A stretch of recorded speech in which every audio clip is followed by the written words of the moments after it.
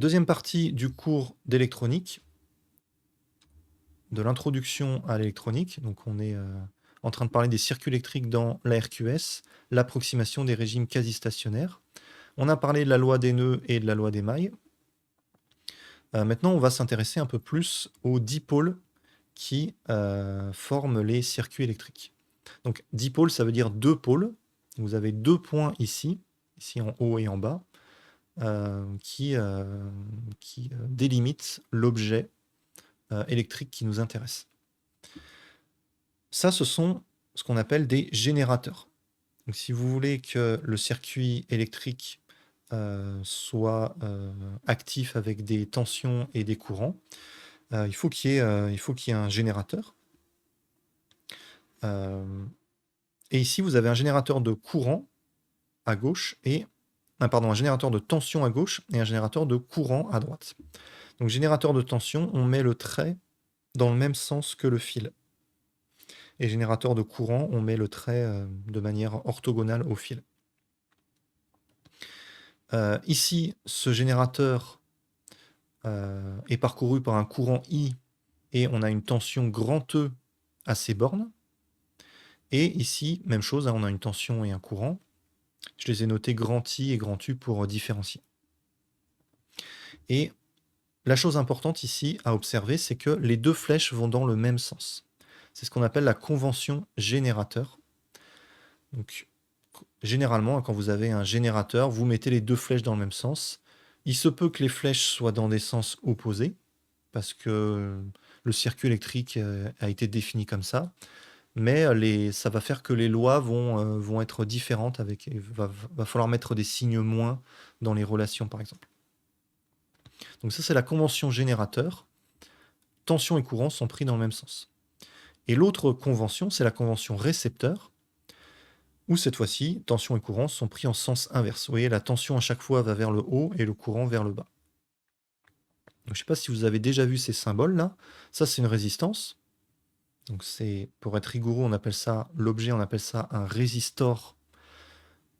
Et la grandeur associée, c'est la résistance. Mais par abus de langage, on appelle ça une résistance aussi. Ça, c'est un condensateur. Et ça, c'est une bobine électrique. Des fois, on appelle ça un solénoïde. Le condensateur, donc la résistance, le résistor a une résistance qui se mesure en ohms. Ça, peut-être que vous avez déjà vu. Le condensateur a une capacité. La grandeur associée, c'est la capacité. Ça se mesure en farad. Et la bobine a une inductance qui se mesure en Henry. Et on a des relations entre la tension et le courant au niveau de ces dipôles, de ces récepteurs. La plus connue du circuit électrique, c'est la loi d'Ohm, U égale R fois I, U égale RI, donc aux bornes de la résistance ici. Salut Jojo, bienvenue. Ouais, cours de lycée, c'est des rappels de début de prépa, donc c'est des rappels de choses qui ont été faites au lycée normalement. En fait, la flèche de la tension va du point de moindre potentiel vers le point où il y a le plus de potentiel. Oui, si tu veux que ce soit positif, mais tu pourrais mettre la flèche dans l'autre sens, et au lieu d'avoir 10 volts, tu aurais moins 10 volts. En fait, les flèches, tu les mets dans le sens que tu veux. Mais oui, si tu veux avoir des grandeurs positives, vu que la tension, c'est la différence de potentiel, ce qu'on a vu donc, dans la vidéo précédente, V final moins V initial, si tu veux que cette différence soit positive, pour avoir une tension positive, il faut que V final soit plus élevé. Donc ici, que VB soit plus élevé. Donc il faut que la flèche, elle pointe vers les hauts potentiels. Et un haut potentiel, c'est une plaque chargée positivement, par exemple, en face d'une plaque chargée négativement. Donc ici, le pôle plus, il est là, et le pôle moins, il est là. Mais tu pourrais faire l'inverse, c'est juste que ta tension, elle serait négative. On a une autre relation tension-courant aux bornes de la bobine. Donc la tension U ici est reliée au courant I. U égale L, une certaine constante, fois la dérivée de I par rapport au temps. Et L, c'est l'inductance, justement, dont j'ai parlé. L'inductance de la bobine. Et aux bornes du condensateur, cette fois-ci, c'est I qui est proportionnel à la dérivée de U par rapport au temps à chaque fois.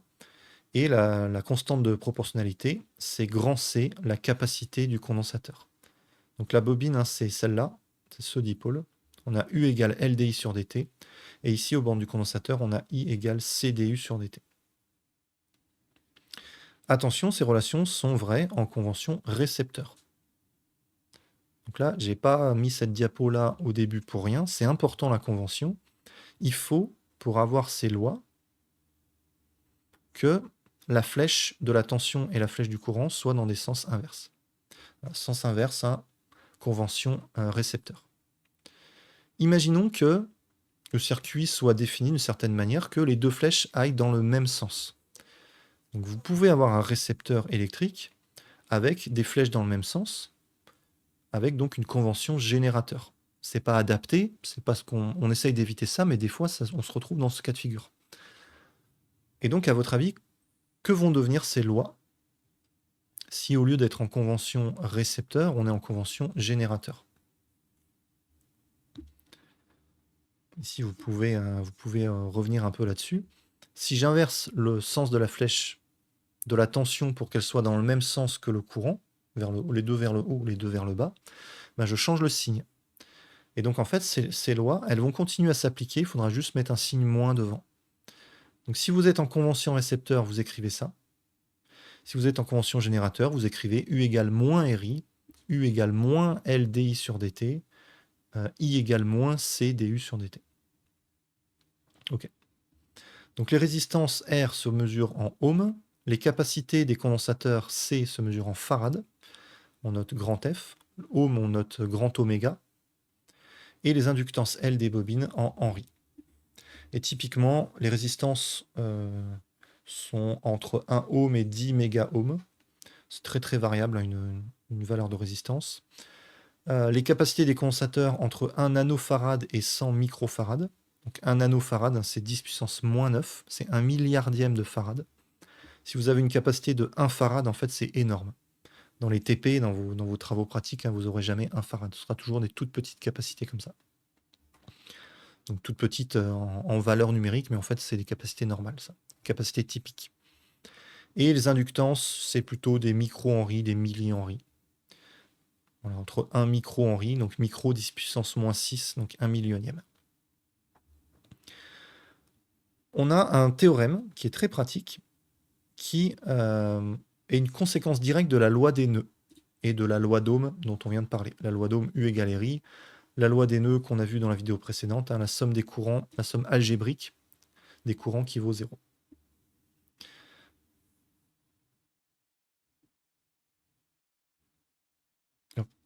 Un farad, ça représente quoi? Et 1 Henry.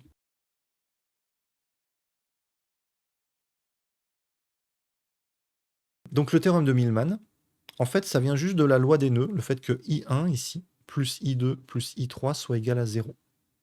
Ici, là, cette configuration, c'est la même que ce qu'on a vu dans la vidéo précédente ici. C'est juste qu'il y a des résistances sur les branches. Le fait qu'il y ait des dipôles sur les branches, ça ne change rien à la loi des nœuds. Et des fois, c'est un truc qui est un peu oublié. Le fait qu'il y ait un dipôle ici, ça ne change rien au courant sur la branche. Donc le courant ici, avant la résistance, il vaut I3. Juste après la résistance, il vaut toujours I3. Il n'y a pas de changement de courant. Ce qui change, c'est le potentiel. Donc ici, on a un potentiel V3 en bas de la résistance, un potentiel V indice 0 en haut. Ce n'est pas le même potentiel, il y a une tension électrique aux bornes de la résistance. Mais le courant, il traverse la résistance. Donc c'est le même avant et après. Donc les flèches I1, I2, I3, j'aurais pu les mettre ici aussi, près du point central. Alors déjà, petite question, pour voir si vous avez suivi ce qu'on a fait juste avant. Est-ce qu'il faut écrire V1 moins V0 égale R1 I1 ou V0 moins V1 égale R1 I1? Donc la tension change, mais le courant reste constant. C'est le potentiel qui change. La tension, c'est global. La tension, c'est la différence de potentiel. Donc le potentiel, vous pouvez mettre un potentiel en chaque point de chaque fil. Si vous restez sur un fil, le potentiel est le même. La tension aux bornes d'un fil est nulle. Dès que vous traversez un dipôle, le potentiel, a priori, va changer. Par contre, le courant, lui, c'est le même tout le long de la branche. Et dès qu'il y a un embranchement comme ça, là, le courant va changer. Donc ici, pour répondre à cette question, c'est la fameuse question de la convention. récepteur et générateur. On a une tension entre les potentiels V1 et V0 ici. Et on a un courant I1 qui a été défini vers la droite. Alors Jojo nous dit que c'est V0 moins V1. Donc on peut tester V0 moins V1. Je vous remets ici la définition. C'est V final moins initial. Donc si tu commences par V0, ça veut dire que le potentiel 0, c'est le bout de la flèche. C'est le potentiel final. Donc V0 moins V1, ici, c'est la flèche qui va de 1 vers 0. Et donc c'est la flèche qui va vers la droite. Et si la flèche va vers la droite, elle va dans le même sens que I1, aux bornes de R1. Et donc ça va pas, c'est la convention générateur, ça. Or nous, pour appliquer U égale RI, on veut la convention récepteur. Donc on peut rembobiner et tenir le raisonnement dans l'autre sens. Commencer par ça. On veut la convention récepteur, donc on veut que la flèche aille dans le sens opposé au courant, la flèche de la tension. Donc on veut que la tension aille vers la gauche, pas vers la droite. Et donc c'est V final moins V initial, V1 moins V0. Donc il faut écrire ici V1 moins V0 égale R1 I1. Donc I1, je peux extraire de ça, divisé par R1, ça fait V1 moins V0 sur R1. Et j'ai la même chose aux bornes de R2 et de R3. Donc je vais avoir V2 moins V0 sur R2, V3 moins V0 sur R3. Pareil, je divise ici par la résistance. Et pour trouver le lien entre toutes ces tensions, je reviens à ce qu'on a vu dans la vidéo précédente, la loi des nœuds. La somme ici vaut 0. I1 plus I2 plus I3 est égal à 0. C'est sûr que c'est pas évident, mais il faut comprendre et retenir les lois. Ouais, là, si vous voyez ça pour la première fois, là, je vais très vite parce que je l'adapte au format YouTube. Si vous voyez ça en cours, hein, normalement, ça va un peu plus lentement. Là, comme c'est des rappels et qu'en plus, c'est mis sur YouTube où les gens peuvent faire pause et revenir en arrière, je vais assez vite. Et donc, j'écris I1 plus I2 plus I3 égale à 0. Et je remplace chaque courant par ce que j'ai trouvé. I1, je le remplace par ça. V1 moins V0 sur R1. Vous voyez, il est ici, c'est ce premier terme. I2, je le remplace par V2 moins V0 sur R2. Et ça, c'est I3. V3 moins V0 sur R3. Et ce que je vais faire, c'est couper les fractions en deux. Donc extraire ici V1 sur R1 moins V0 sur R1. Vous voyez, il est ici le moins V0 sur R1. Et je vois qu'en faisant ça pour tous les termes, je peux mettre V0 en facteur. Ici, tout ça, je vais le passer dans le membre de droite. Et je vais en extraire V0. Donc V0, ça va être ce numérateur divisé par la parenthèse au dénominateur. Voilà. Donc pareil, je vais assez vite. Ça, c'est un calcul. C'est pas ultra intéressant de le voir comme ça en spectateur. Il faut le faire soi-même. Il n'y a pas le choix. Si vous voulez bien comprendre les choses, il faut faire les calculs vous-même. Et donc, on a cette formule qui est assez jolie, assez symétrique, qui est la relation de Millman. Le potentiel au centre, V0, je peux le calculer à condition de connaître les valeurs des résistances et les potentiels extérieurs V1, V2, V3. Et la formule, c'est ça. Vous voyez, il y a les potentiels V1, V2, V3 et les résistances. Et c'est tout. Il n'y a plus les courants. On est parti des courants avec la loi des nœuds, mais on s'est débarrassé des courants. Et donc ça, c'est la formule un peu plus abstraite, un peu plus générale. Vous avez peut-être déjà vu ce symbole, hein, le sigma, ça veut dire qu'on fait une somme. Vous voyez, là, c'est la somme de 3 termes. Bon, mais si vous avez 4 branches, il faut faire la somme de 4 termes. Si vous avez n branches, il faut faire la somme de n termes. Et à chaque fois, vous divisez par la somme des 1 sur Rn. Et I total, c'est un potentiel, un courant qui est dirigé vers le potentiel, qui n'a pas forcément de résistance, qui n'est pas forcément lié à une résistance. Donc ça, il faut que je fasse le schéma pour que vous voyez. Donc ici, la sigma, c'est la somme sur le nombre de branches.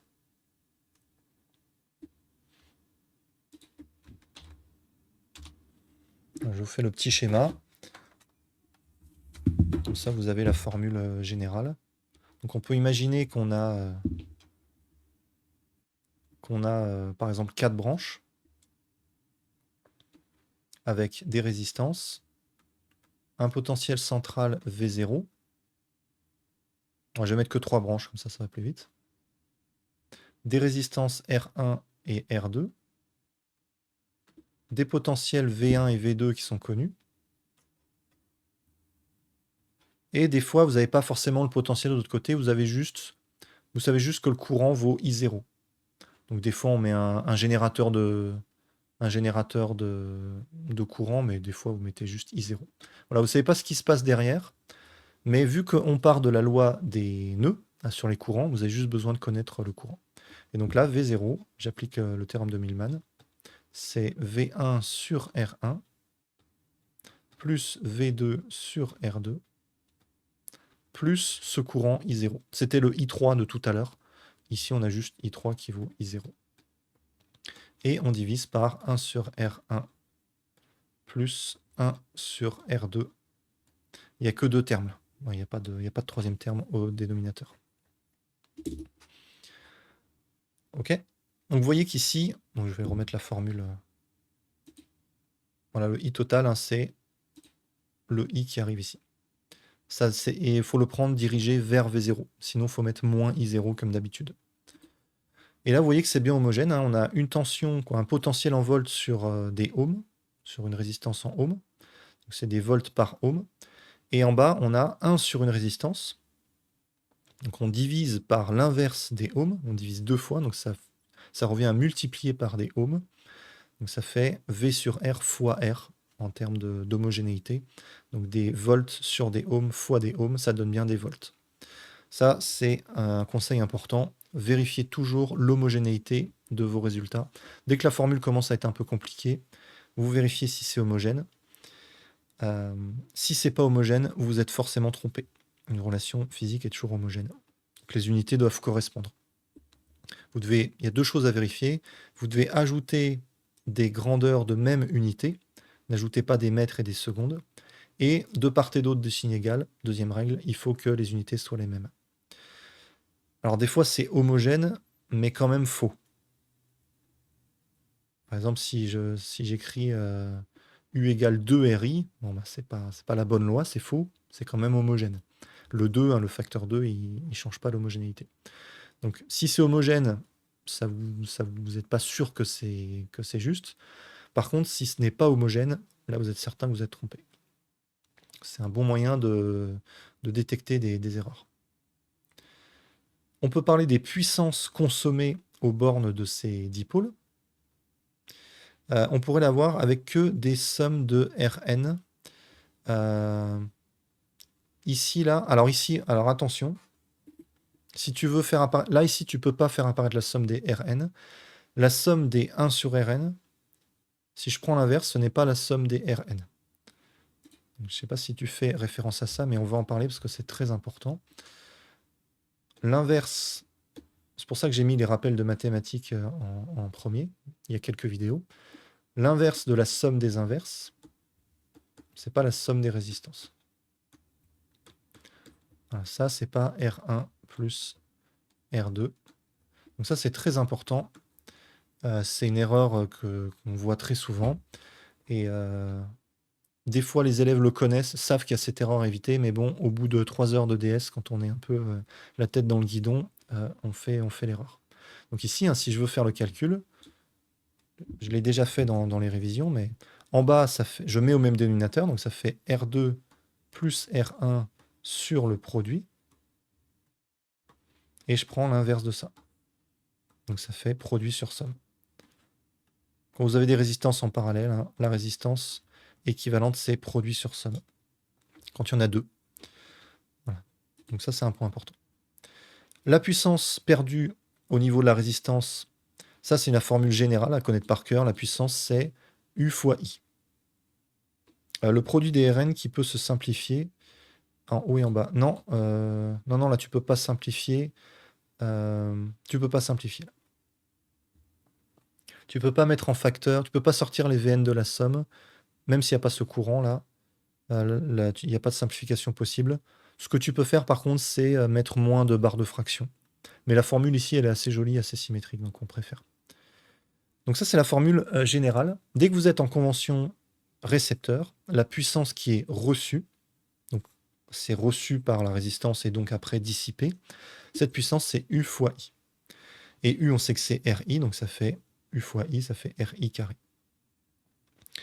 La puissance stockée dans la bobine, même chose, c'est U fois I. Sauf que U, on l'a vu, pour une bobine, on a la relation courant-tension qui s'écrit U égale LDI sur DT. Si je multiplie par I pour avoir la puissance, ça fait LDI sur DT fois I.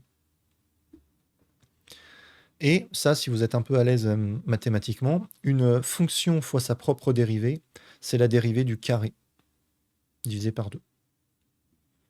Et donc si je veux intégrer la puissance pour avoir l'énergie, je trouve 1/2 de LI carré. Même chose pour le condensateur. La puissance, c'est U fois I. Et on a vu pour le condensateur que la relation, c'était I égale CDU sur DT. Donc j'ai U fois I, donc U fois CDU sur DT. Ça me donne bien la puissance, stockée dans le condensateur cette fois. Et même chose, je remarque qu'il y a la fonction U multipliée par sa propre dérivée.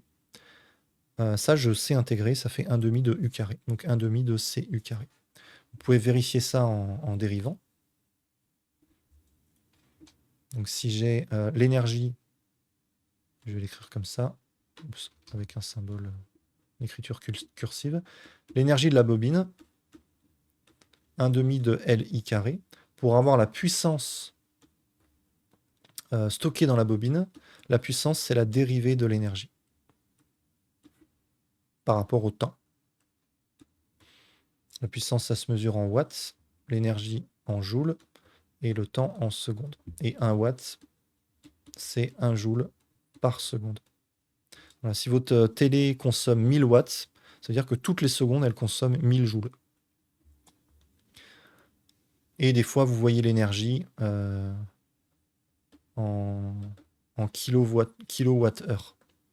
Donc kilo, ça veut dire juste 1000 watts. Et watt-heure, hein, c'est pas watt par heure, c'est bien watt fois heure. Et donc on multiplie une puissance en watts par un temps. Et une puissance par un temps, ça fait bien une énergie. Si je peux écrire DE égale P dt. Une puissance fois un temps, ça donne bien une énergie en joules. Ok, donc je vais dériver cette énergie pour avoir la puissance.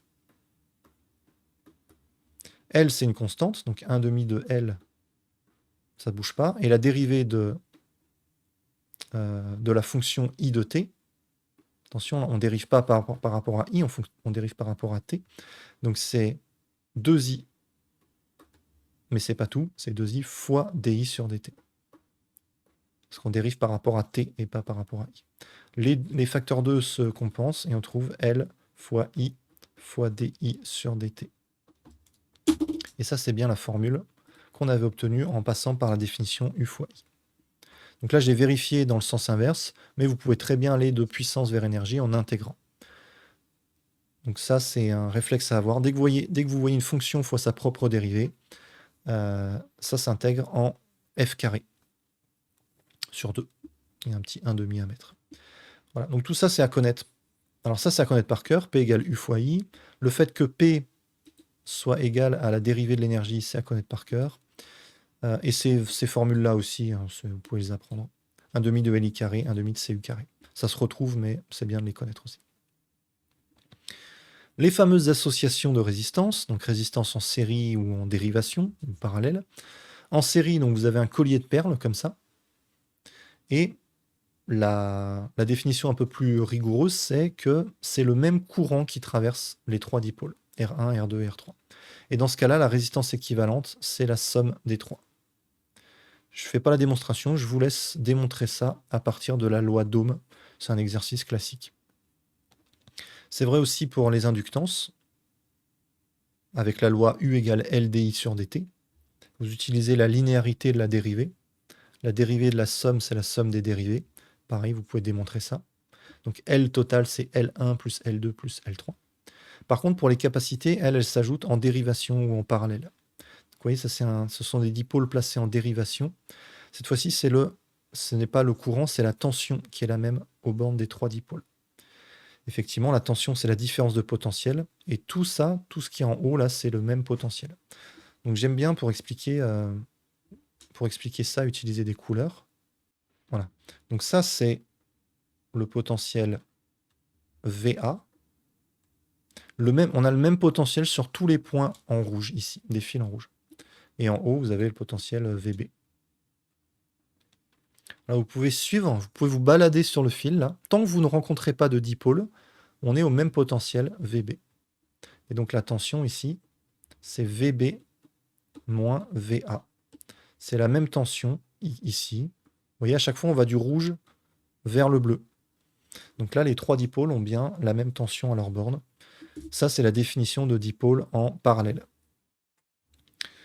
Et en série, vous avez le même courant. Donc, vous avez deux résistances comme ça en collier de perles. On l'a vu tout à l'heure, hein, le courant ne change pas d'une borne à l'autre du dipôle. Donc c'est le même courant I tout le long. Ça, c'est la définition de dipôle en série. Vous pouvez mettre des condensateurs en série, vous pouvez mettre, etc. Et vous avez des dispositions comme ça. Voilà, on verra très souvent ce genre de circuit. Hop. Ici, là, la résistance R1 et R2, à votre avis, est-ce que c'est en série ou en parallèle? On peut aussi avoir des tueurs en série. Ouais, par contre, je ne sais pas si on a des tueurs en parallèle. Je ne sais pas si ça existe. Mais là, c'est moins dangereux quand même. Enfin, on peut s'électrocuter, mais normalement, en TP, les courants électriques ne sont pas dangereux. Alors, R1 et R2, là, bon, désolé, le schéma, je l'ai fait un peu petit, mais vous voyez normalement l'idée. Est-ce que c'est en série ou en parallèle, à votre avis? Donc, il faut revenir aux définitions. Est-ce que c'est le même courant? Est-ce que c'est la même tension? Donc ici, je vais zoomer un peu. Le courant qui traverse R1, ce n'est pas le courant qui traverse R2, parce qu'il y en a une partie qui s'enfuit ici. Donc, ce n'est pas en série. Et la tension aux bornes de R1, on va de ce point A vers ce point B, alors que pour R2, on va du point A vers le point C. Donc c'est pas la même tension non plus. Donc ils sont ni en série ni en parallèle. Faites attention à ça, hein, ça arrive souvent, les dipôles, des fois ils sont en série, des fois ils sont en parallèle, et des fois ils sont ni en série ni en parallèle. Et de toute façon, si je regarde toute cette configuration, en fait c'est pas un dipôle, c'est trois pôles. Il y a les points A, B, C. Alors que là, j'ai bien deux pôles, tout à gauche et tout à droite, ou tout en haut et tout en bas. Ici, là, c'est compliqué de dire que c'est un dipôle. Okay. Donc des fois, c'est ni en série ni en parallèle. Pareil, je vous laisse chercher la démonstration de ça. Vous utilisez la relation tension-courant au niveau du condensateur, I égale CdU sur dt. Et vous utilisez le fait que c'est la même tension aux bornes des trois condensateurs. Pareil, exercice classique. Je ne fais pas la démo dans le cours, c'est à vous de chercher ça. Et quand les résistances sont en parallèle, cette fois-ci, on ajoute ce qu'on appelle les conductances, c'est-à-dire l'inverse des résistances. Donc ici, l'inverse de la résistance totale, c'est 1 sur R1 plus 1 sur R2 plus 1 sur R3. Donc ça, c'est très classique, on s'en sert très souvent. Formule à connaître par cœur. Et avec deux résistances, on se retrouve avec ce que j'ai montré tout à l'heure, produit sur somme.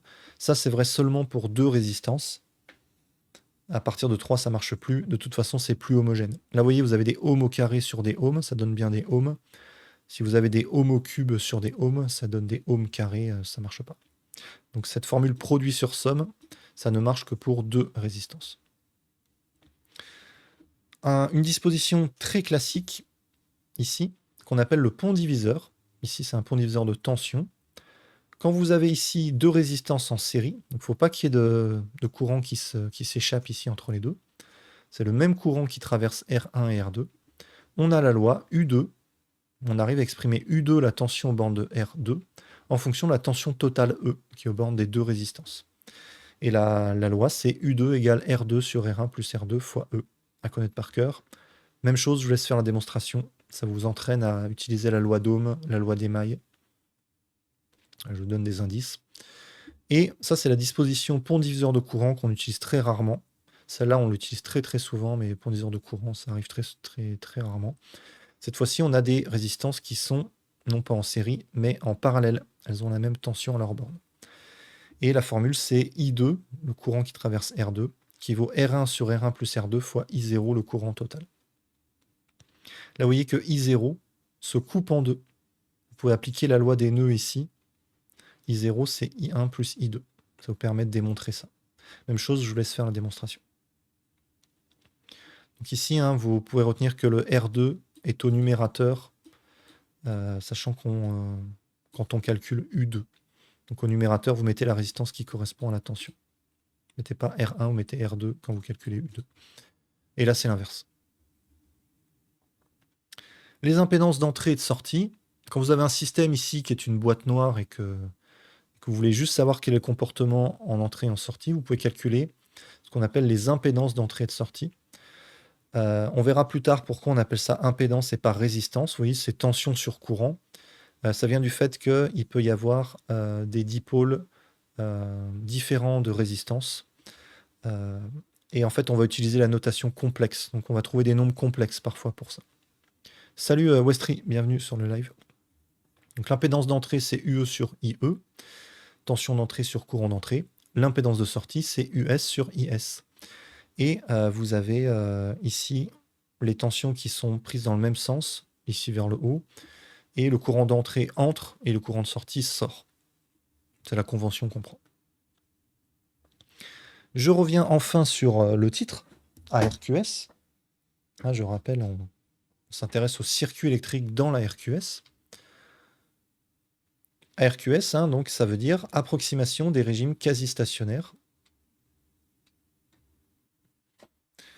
Et c'est valable quand le temps de propagation tau, ça c'est la lettre tau, est très petit devant la période du signal. Donc, vous voyez qu'il faut que la période soit grande, donc la fréquence petite. Donc le signal en entrée, il doit osciller lentement. S'il est continu, c'est parfait. On est dans la RQS sans problème. Si ça oscille, si c'est du courant alternatif, il ne faut pas que ça aille trop vite. Il ne faut pas que ce soit à trop haute fréquence. Ou alors il faut vraiment un tout petit circuit pour que le temps de propagation soit petit. Et dans ce cas-là, toutes les tensions et tous les courants sont en phase. Il n'y a pas de déphasage, il n'y a pas de décalage temporel. Les modèles de Thevenin et de Norton, je passe assez vite parce que j'ai déjà fait des vidéos là-dessus sur la chaîne. Le modèle de Thevenin, c'est un générateur de tension en série avec une résistance. Et vous avez ici le carré, le rectangle rouge qui délimite un circuit qui peut être beaucoup plus gros que ça et qu'on modélise par juste ces deux dipôles. C'est le modèle de Thevenin. On appelle ça un générateur de tension non idéal, le fait qu'il y ait cette résistance en plus. C'est un meilleur moyen de modéliser un générateur de tension. Et le modèle de Norton, c'est un générateur de courant avec aussi une résistance, mais cette fois-ci en dérivation, en parallèle. Et pareil, là, cette boîte noire, là, ça peut être beaucoup plus de dipôles que vous modélisez juste avec ces deux dipôles-là. Vous voyez, c'est bien un dipôle. Les pôles, ils sont là, A et B. A et B. Et en fait, ces deux dipôles sont équivalents. Vous pouvez passer de l'un à l'autre. Pour ça, il faut mettre la même résistance, RTH et Rn. Donc on va prendre Rn égale RTH. Et le courant IN, il est relié à ETH avec cette relation. ETH égale Rn IN. Ou IN égale ETH RTH. Allez regarder sur la chaîne si vous voulez plus de détails là-dessus. J'ai fait une vidéo complète là-dessus. On passe aux caractéristiques. Une caractéristique d'un dipôle, c'est le tracé du courant en fonction de la tension. Vous avez plein de points ici qui forment une droite ici, mais ça peut être autre chose qu'une droite, qui correspondent à des points de fonctionnement du dipôle. Donc on peut avoir par exemple ce courant-là avec cette tension. Et là, vous voyez que ce dipôle-là, il accepte toutes sortes de valeurs de tension, mais une seule valeur de courant. Donc typiquement, c'est un générateur d'intensité idéale, avec une intensité qui est fixée, qui est constante. Petite question, comment une diode fait pour laisser passer le courant dans une direction mais pas dans l'autre? Quelle loi physique est mise en œuvre ici?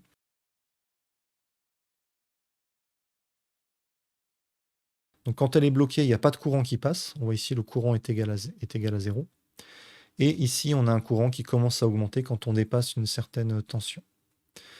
Et ça vient du fait, au niveau microscopique, que en augmentant suffisamment la tension, tu crées une force électrique sur les électrons qui permet aux électrons de traverser le composant. Donc ça, c'est générateur d'intensité idéale, générateur de courant idéal. Ça, c'est un générateur de tension idéale. Vous voyez que la caractéristique, ce point-là, si je clique ici, là, ne correspond pas à ce dipôle. Le dipôle ne peut jamais se retrouver ici avec cette valeur de tension. La seule valeur de tension permise, c'est grand E ici, qui est constante. Donc la caractéristique, elle est là. Donc vous imaginez plein de points de fonctionnement. On peut avoir plein de courants différents, mais la tension, elle vaut forcément grand E. Si c'est non idéal, ben, je reprends le modèle de Thevenin. La tension ici, ça va être E moins RI. C'est ce que j'ai écrit là. Et donc, si je trace I en fonction de U, vous avez une pente négative ici. Donc, vous avez U moins E divisé par moins R. Donc, E moins U sur R. Là, vous avez une pente ici de moins 1 sur R. Une alimentation stabilisée, c'est un générateur qui peut passer d'un mode intensité idéale à un mode tension idéale. Donc, vous voyez qu'ici, on a un générateur de courant et ici un générateur de tension. Ici, c'est le courant qui est fixé et ici, c'est la tension qui est fixée. On ne peut pas dépasser un certain courant et on ne peut pas dépasser une certaine tension. Et une résistance, U égale RI, vous avez I égale U sur R, vous savez tracer ça, c'est une droite de pente 1 sur R. La diode, on en a déjà parlé. Et le point de fonctionnement, c'est l'intersection entre deux caractéristiques de deux dipôles différents qu'on a mis l'un en face de l'autre. Donc ici, on a mis en série ce dipôle-là, qui est un générateur de tension non idéale, avec une résistance.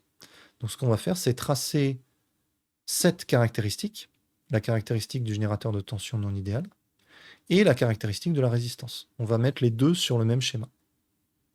Et ici, quand je regarde ce circuit, je sais que ces deux dipôles, donc le dipôle de gauche et le dipôle de droite, ils ont la même tension. Vous voyez, la tension U, je peux la mettre aux bornes de R, mais aux bornes de tout ça aussi. Et ils sont parcourus par le même courant. Il n'y a qu'une seule maille, c'est le même courant. Et donc, sur le diagramme, sur la caractéristique, il n'y a qu'un seul point possible, qui va être l'intersection entre les deux caractéristiques. Donc ça, c'est une manière graphique de connaître le courant et la tension quand on a disposé comme ça deux dipôles l'un en face de l'autre, quand on les relie. Donc ici, vous voyez en rouge la caractéristique de la résistance. Pour que le circuit fonctionne, il faut qu'on soit sur cette droite en rouge. Et en bleu, vous avez la caractéristique du générateur non idéal. Pour que le circuit fonctionne, il faut que le point soit sur la droite en bleu. Et donc, on est forcément sur l'intersection ici. Et donc, ça détermine de manière unique le courant et la tension. Voilà, fin de ce chapitre. Comme d'habitude, je vous mets le PDF et plein de conseils pour vos études sur la liste mail. C'est le premier lien en description.